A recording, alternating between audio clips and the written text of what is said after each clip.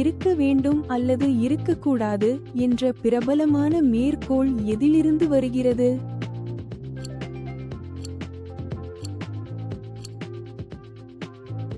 சரியான விடை ஹேம்லெட். நான் நினைக்கிறேன் அதனால் நான் என்று யார் சொன்னது?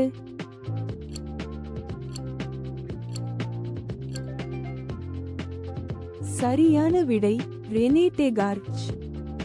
நாம் பயப்பட வேண்டிய ஒரே விஷயம் பயம்தானே என்ற மேற்கோள் என்ன?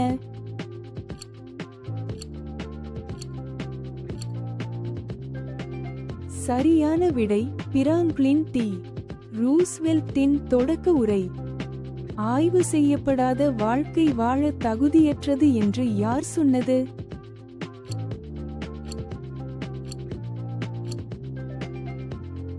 சரியான விடை சாக்ரடீஸ். நமக்கு கொடுக்கப்பட்ட நேரத்தை என்ன செய்ய வேண்டும் என்பதை நாம் முடிவு செய்ய வேண்டும் என்ற மேற்கோள் எதிலிருந்து வருகிறது?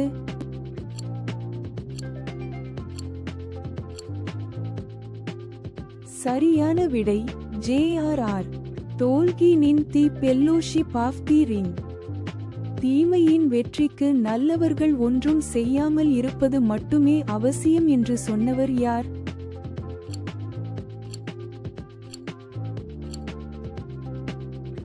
சரியான விடை எட்மண்ட் பர்க்.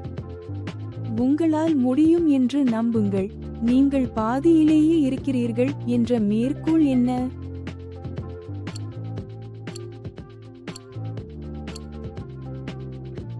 சரியான விடை ஹார்வர்ட் சட்டப்பள்ளியில் துர்குட் மார்ஷலின் தொடக்க உரை.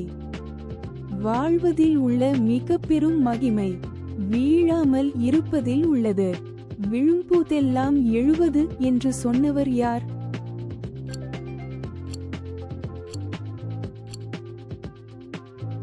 சரியான விடை நெல்சன் மண்டேலா. ஒரே நேரத்தில் 2 ஸ்டூல்களில் உட்கார முடியாது என்ற மேற்கோள் என்ன?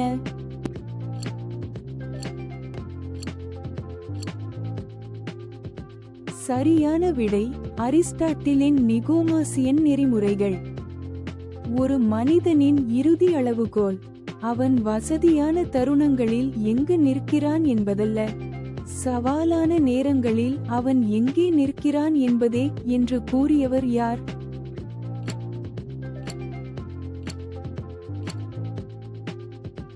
சரியான விடை மார்ட்டின் லூதர் கிங் ஜூனியர். இந்த வினாடி வினா உங்களுக்கு பிடித்திருந்தால் லைக் செய்யவும், பகிரவும் மற்றும் சப்ஸ்கிரைப் செய்யவும்.